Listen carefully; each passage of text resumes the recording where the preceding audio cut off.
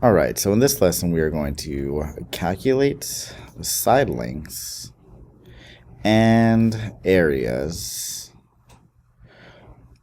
So calculate side lengths and areas associated with right triangles. So this is very important. They're right triangles associated with right triangles and squares made from their side lengths.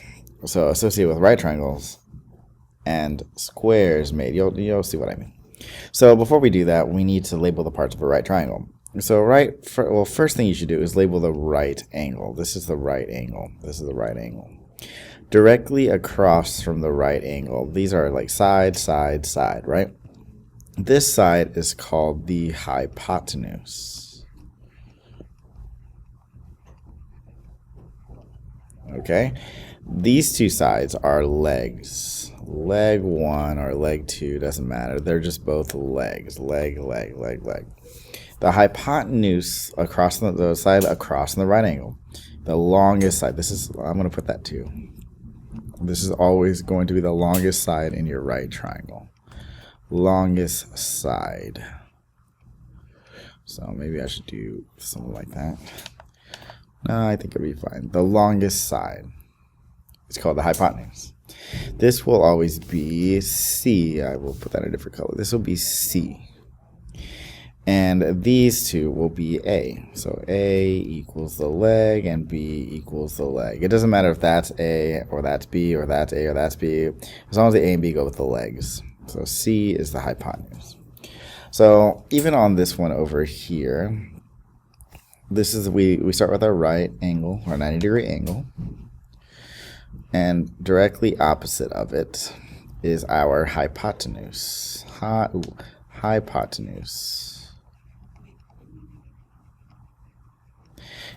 And then we have our two legs. So leg and leg. Don't forget that we have to label the A, B, and the C. So hypotenuse will always be C, and then it doesn't matter. This can be A, and this can be B, this leg and this leg. All right, so if I were you, I would go ahead and do all of these.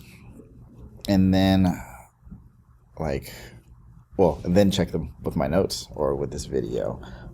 So give me 1 second and they should show up. All right, the Pythagorean theorem. The Pythagorean theorem is a squared. I'm going to write like this. A squared and then plus b squared,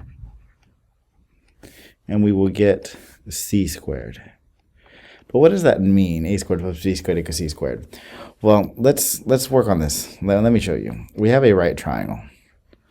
I can write that a little bit better. So this would be C. This will be A. Remember, A and B are like interchangeable, right? As far as which one's a leg, it doesn't matter whether this is A or this is A right here. And then we have B. So I'm going to give, I should put like that. Okay. So if A is too long, then it's too long. Like, you know what I mean? Like A can be too long and A can be too short. B can be too long and B can be too short. Like if you make B super like longer here, then it just wouldn't fit. Same with C. So A, B, and C can't be any numbers. A, B, and C cannot be any numbers. I'm going to show you, but they can be certain numbers. So I'm going to give you some numbers that work. A will be 3 units long. B will be 4 units long. And C will be 5 units long. These are the perfect length to make a right triangle. I'm going to show you what sense this makes, okay? So you see this side right here, this leg, I'm going to use it to make a square. Oops. I can do a little better. Square here, square here, square here. Or side, side, side. So I want to make a square here. Ooh, what was that? Okay, square here. Side here, it makes a square. It looks kind of rectangular. Maybe I could do a little better. Okay, and I'm gonna do my best to make a square with this side length right here. See, oops, already messing up. So maybe like that, like that, like that. I almost did it ish. Okay. So if this side length is 3 and this is a square, so this is 3 units long, this will be 3, this will be 3.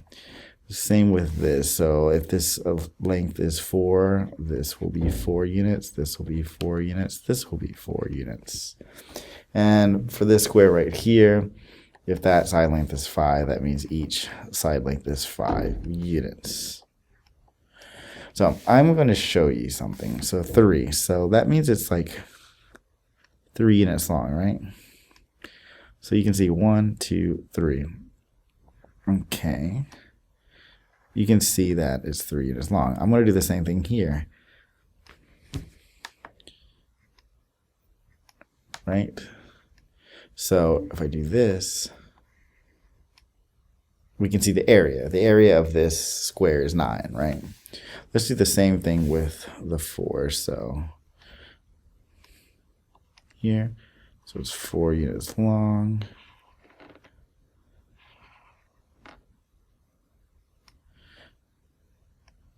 And then we'll do it here. Okay, so right here. Remember, these are supposed to be squares. My drawing's not perfect at all, but these are supposed to be squares.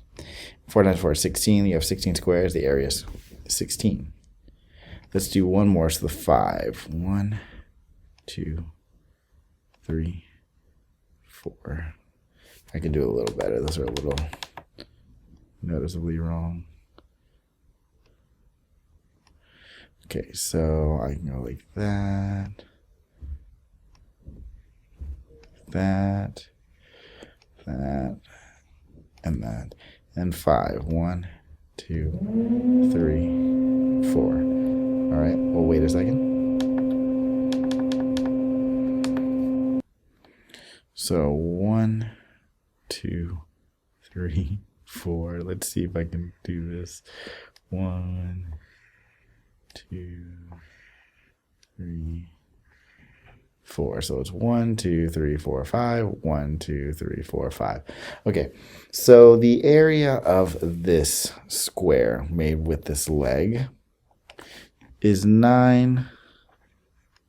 Well, I guess I made it a little smaller. 9 units squares. 9 units. 9 square units. This one here is, or maybe I should just make it a different color. That'll be easier.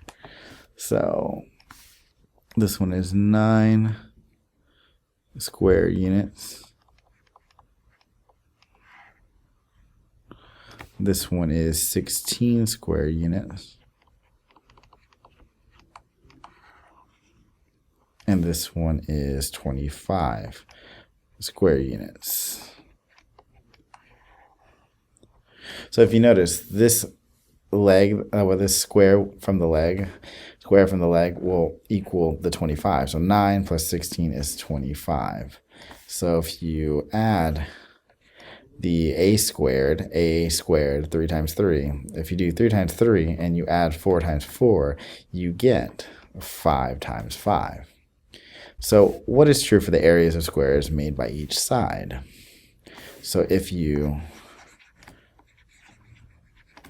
add the areas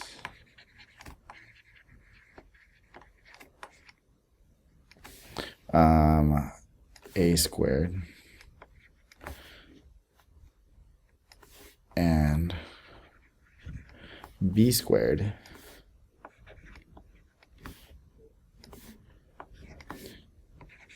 you get the area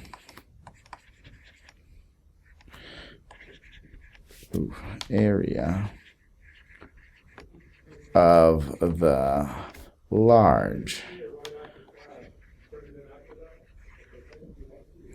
You'll get the area of the large square.